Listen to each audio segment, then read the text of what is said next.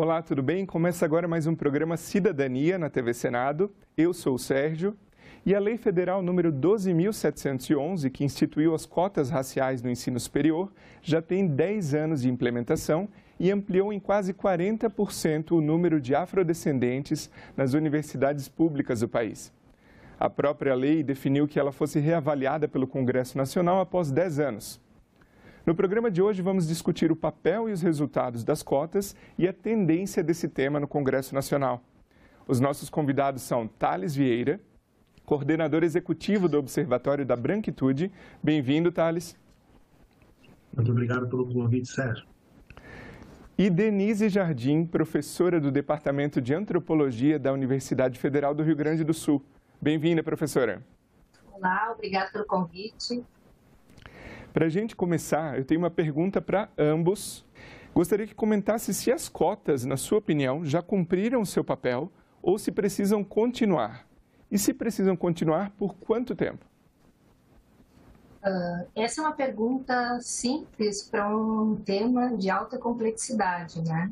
Nós temos 10 anos de cota pela lei federal e um percurso feito pelas universidades de mais tempo e, portanto, um aprendizado enorme das universidades na implementação e aprimoramento das reservas de vaga. Com esse aprendizado de 10 anos, nós podemos dizer que nós começamos bem. E, portanto, as reservas de vagas, elas nos permitem entender que as universidades são capazes de realizar programas e de implementação de políticas públicas de equidade, transformando o seu ambiente acadêmico, mas nós estamos apenas no começo. Eu diria até que nós estamos bastante atrasados em relação a outros contextos nacionais e com uma lei de cotas com uma construção bastante própria do Brasil e, portanto, que merece ser dada continuidade por algum tempo mais. Eu diria que se nós pensarmos na Índia, que foi implementada essas reservas de vagas em 1950, elas existem até hoje, o aprimoramento que vem sendo feito na Índia, ele sempre está fazendo um monitoramento sobre as possibilidades de promoção e equalização da sua própria sociedade. Ou seja, nós temos uma lei de cotas que atinge atualmente o serviço público nos concursos e nas universidades federais. Colocamos nessa lei de cotas uma série de desejos e expectativas de transformação da sociedade, de promoção de fato da equidade social através da observação do que é a desigualdade racial no Brasil, e temos muito que aprender ainda com as leis de cotas. Ou seja, essa expansão exige também que a sociedade se implique em ampliar reservas de vagas para todos os campos da vida social brasileira. E as universidades têm mostrado que nós somos capazes de fazer isso, mas estamos só começando.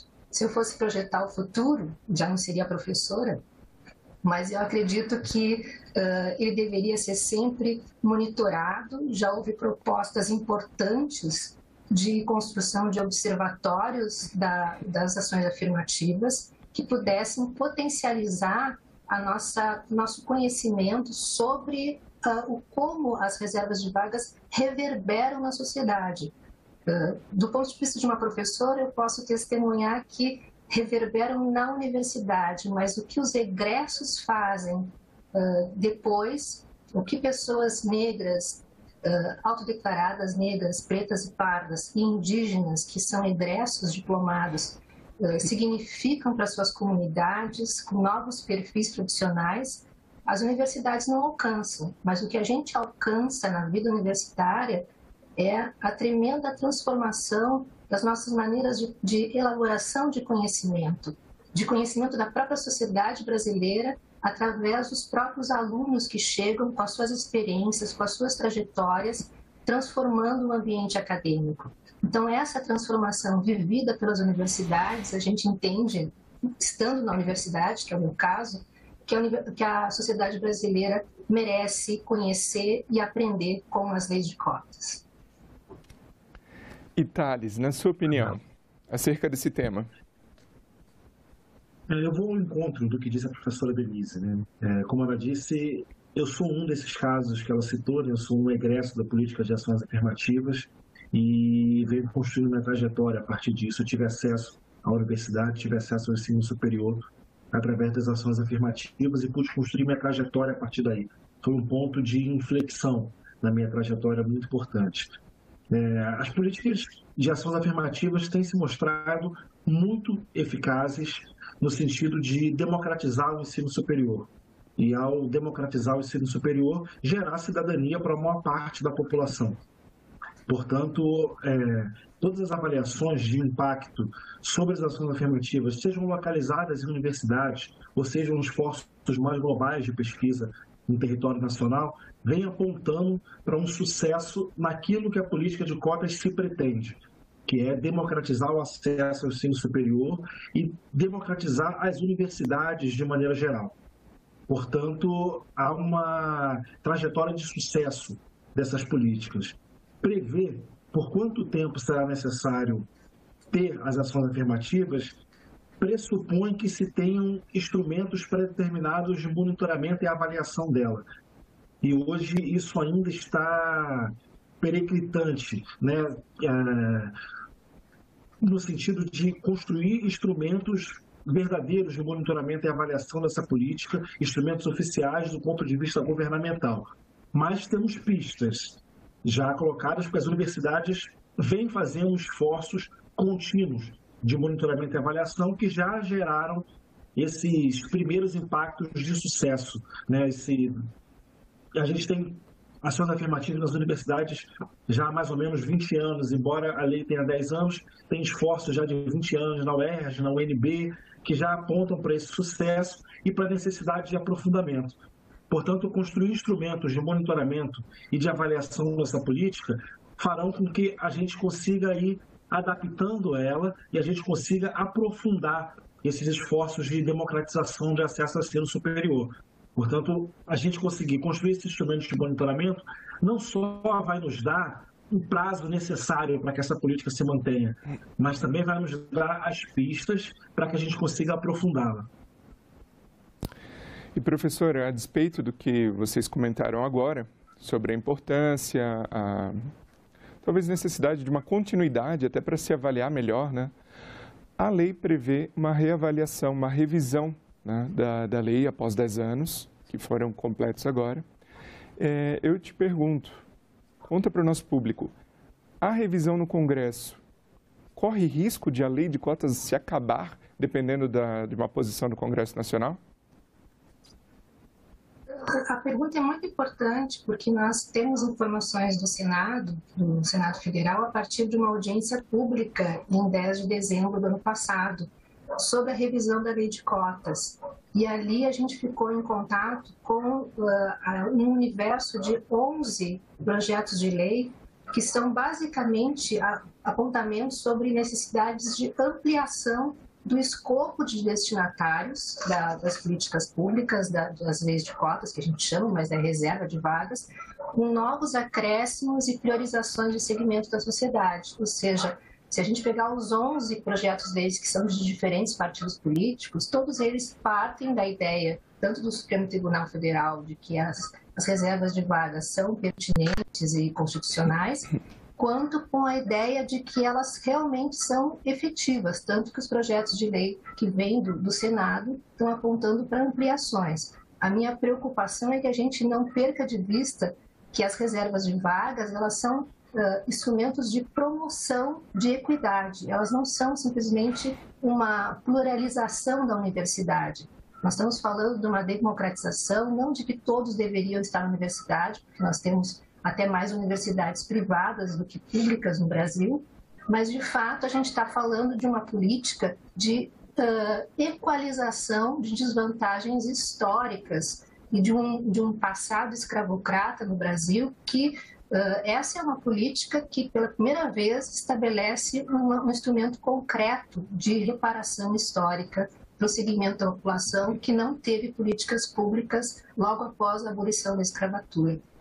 Portanto, eu acho que o que está apontando no cenário político é que os projetos de lei já vêm com a valorização das ações afirmativas, buscando consignar nas ações afirmativas outros segmentos. O que a gente tem que cuidar é que essas consignações não, digamos, desviem a finalidade de reparação histórica de desvantagens históricas da população preta e parda no Brasil.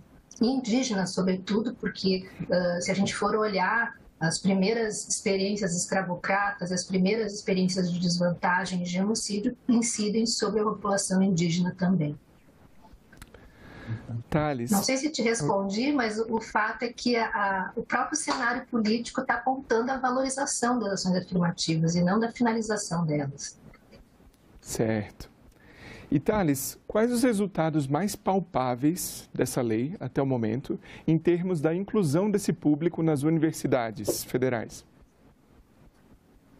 Tem uma ponderação importante a ser feita de que a necessidade de avaliação dela, nesse ano, né, depois de 10 anos de completada essa lei federal, ela não prevê uma avaliação fatalística. O que eu estou chamando de avaliação fatalística, né?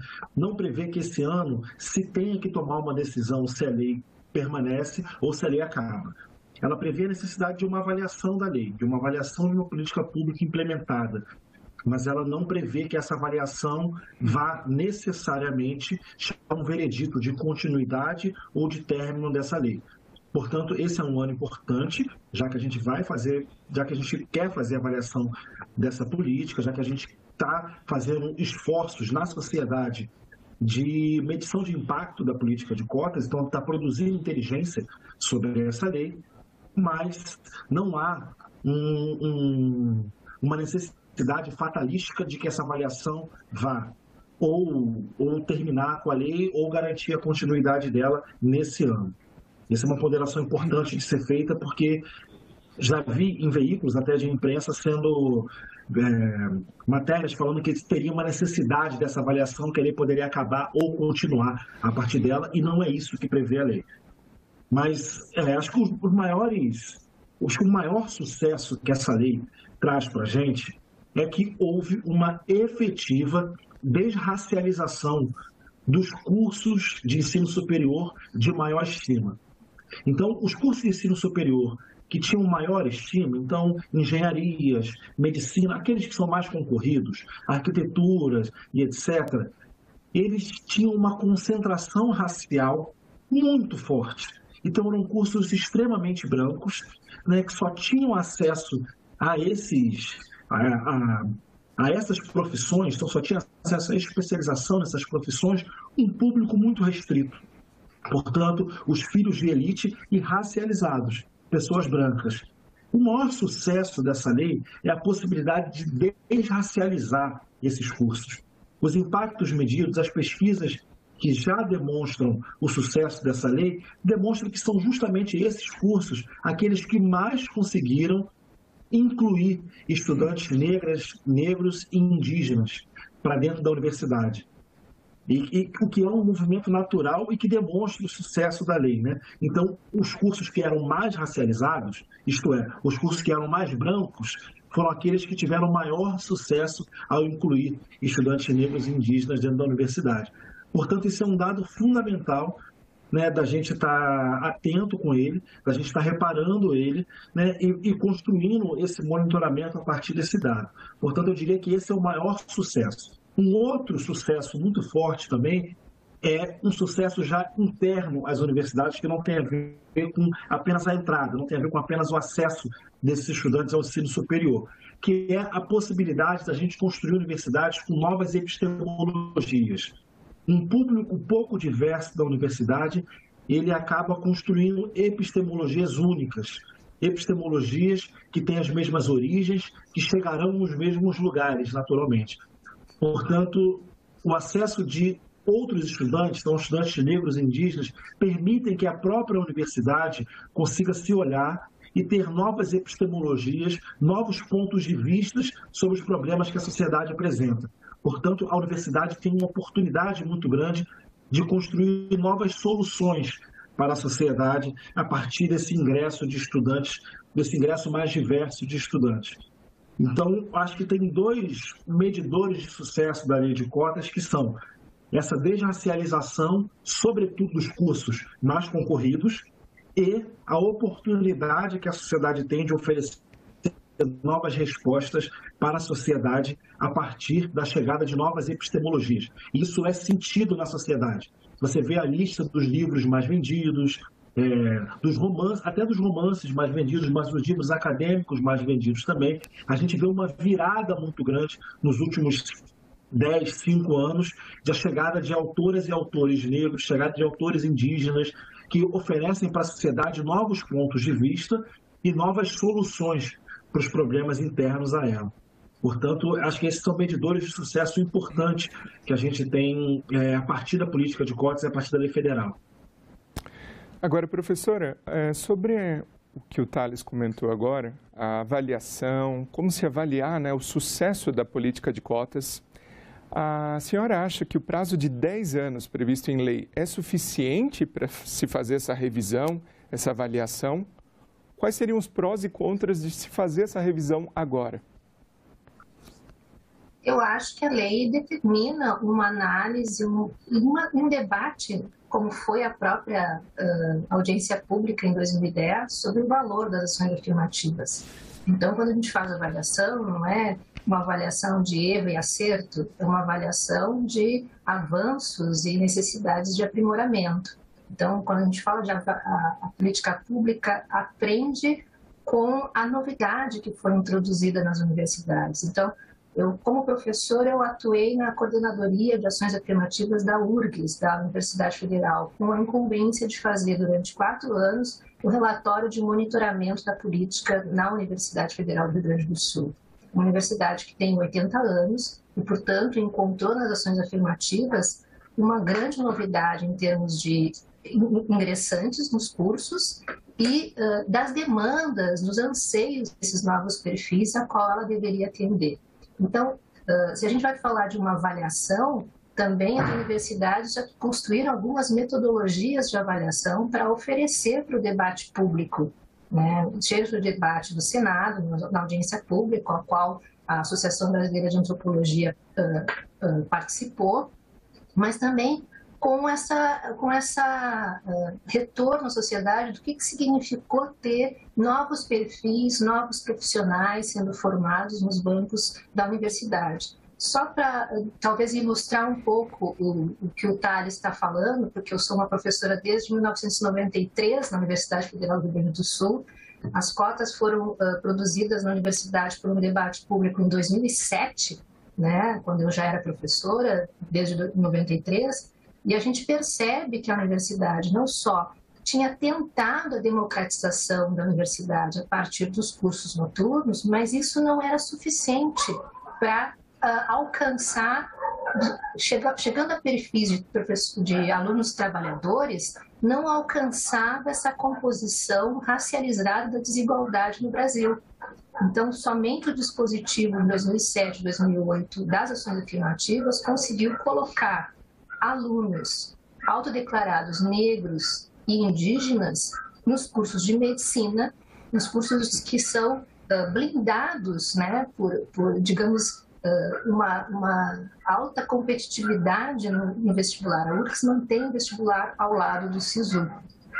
Então, um dos indicadores que a gente captava era a recomposição de formados nesses cursos de alta competição. Se a gente for pegar um mapa de uma universidade que tem 80 anos e antes da lei de cotas tem, no máximo, 2 formados em medicina negros, né, que se autodeclaram como negros, e colocar ao lado do que são os um pouco mais de 10 anos, em 2017, da universidade, a gente vai ver que a gente conseguiu colocar no mercado de trabalho profissionais que vão tornar menos óbvia a ideia de que o médico é branco, né? Então, essa, digamos, ruptura de padrões da branquitude que estão associadas à universidade foram sendo repensadas tanto no ambiente acadêmico, e a gente espera que na sociedade brasileira como um todo as pessoas tenham essa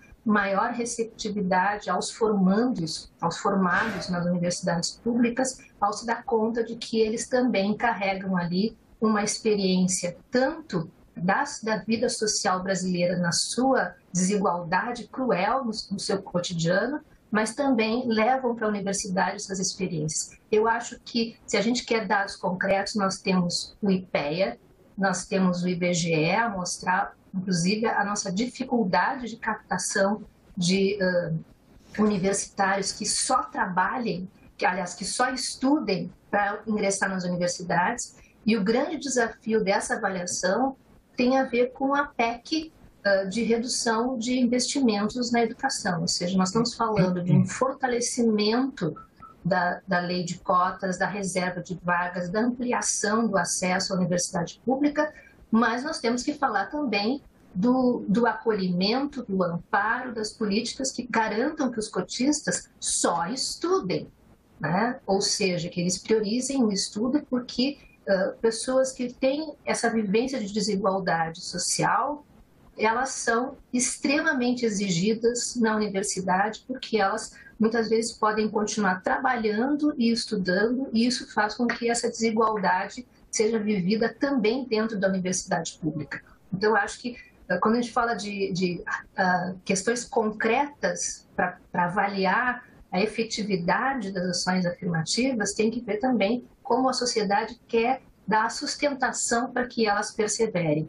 E o investimento público na assistência estudantil é fundamental e ainda não é projeto-lei. Um dos projetos-leis do Senado tem a ver com transformar o PNADES, que é o Programa Nacional de Assistência Estudantil, numa lei federal e não num programa de governo. Isso é fundamental para que as ações afirmativas acolham os cotistas e produzam profissionais na mesma escala que um estudante que só estuda. Thales, como que você avalia a trajetória, né, do cotista? Porque a avaliação não se deve se limitar ao ingresso à universidade, mas também vai além, né? E depois o egresso, o mercado de trabalho. Então, com base nas informações que a gente dispõe dos 10 anos da lei de cotas, como que você avalia a trajetória desse cotista ao longo desse tempo? A professora Denise já nos deu pistas importantes sobre essa resposta, né? Então, dentro da universidade, é muito importante que se tenha essas políticas de assistência estudantil. Eu comecei o programa dizendo que eu fui fruto das políticas de ações afirmativas, mas eu também fui fruto das políticas de assistência estudantil. Eu não conseguiria ter uma trajetória universitária minimamente linear, isto é, sem interrupções e conseguindo estudar razoavelmente bem as disciplinas, enfim, tem uma trajetória linear, de fato, que é o que se espera de uma universidade, se eu não tivesse tido acesso a políticas de assistência estudantil. Então, a moradia próxima à universidade, alimentação, passagem quando eu morava próximo à universidade, auxílio para fotocópia. Então, foram coisas que eu tive acesso enquanto eu era estudante e que me permitiram ter uma trajetória linear na universidade. Então, eu consegui, ali 4, 5 anos, terminar o meu ensino superior e consegui ingressar no mercado de trabalho, ingressar numa pós-graduação. Então, eu tive uma trajetória linear. Só o acesso à universidade não seria suficiente para isso. Portanto, é muito importante que se tenha essas políticas de assistência estudantil e que se construa essas políticas como uma política nacional de assistência estudantil e que se garanta recurso no orçamento para isso. Então, a partir daí, a gente vai conseguir ter com que eu falei em outra resposta sobre desracializar os cursos de maior competitividade. O resultado de desracializar os cursos de maior competitividade é a desracialização dessas profissões. E aí, esse exemplo da medicina, acho que é o melhor dos exemplos, né? Chamou muito a minha atenção o fato da médica que fez o parto da minha filha ser uma médica negra. Eu fiquei muito feliz quando vi isso. Eu falei, olha que maravilha, eu tenho uma médica negra fazendo o parto da minha filha. Então, isso, eu não sei se ela foi fruto de ações afirmativas, mas essa é e será cada vez mais uma cena mais comum, se aprofundando as políticas de ações afirmativas. Então, a gente vai cada vez mais ver médicas e médicos negros, e isso vai se tornar uma imagem mais comum para a sociedade. Então, a gente não vai mais estranhar. A minha felicidade ao ver uma médica negra fazendo parte da minha filha é uma felicidade que procede de um estranhamento, né? Então, eu poderia não perceber a cor da pele da médica que fez o parto da minha filha. Se ela fosse uma médica branca, isso não seria uma questão, eu não perceberia isso. Isso não seria gritante aos meus olhos.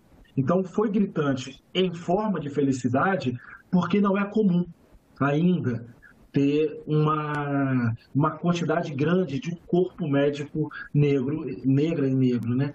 Portanto, esse é um resultado das políticas de ações afirmativas, embora não sabe se aquela médica em específico, né, foi uma egressa, né, de políticas de ações afirmativas, mas a ideia é aprofundar isso, né, desracializar essas áreas e, ao desracializar essas áreas, criar na sociedade, no simbólico da sociedade, uma imagem de que não há um lugar de negro na sociedade, não há um lugar de branco na sociedade. Que negros e brancos e indígenas possam ocupar esses lugares de forma mais diversa. Portanto, e isso é muito importante no combate ao racismo e no combate às discriminações dentro da sociedade. A gente desconstruir esses lugares cristalizados para negras e para brancos e brancos dentro da sociedade. Thales Vieira, professora Denise Jardim, muito obrigado pela participação de vocês no Cidadania e o meu muito obrigado a você que nos prestigia com a sua audiência. Esse programa já está disponível no site da TV Senado e no nosso canal no YouTube. Aproveita e se inscreve lá. E se você tiver alguma sugestão ou comentário, entre em contato com a Ouvidoria do Senado Federal. Obrigado, um abraço e até a próxima.